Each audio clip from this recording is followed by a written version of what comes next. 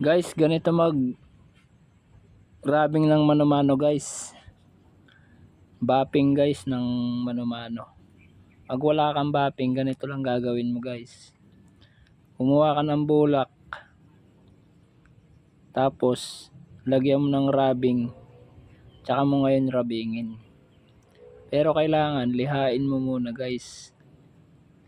Para yung balatsuwa niya mawala. Ganyan lang guys, madali lang yan guys. Susundan nyo lang yung video guys. Papainitan mo guys para makintab.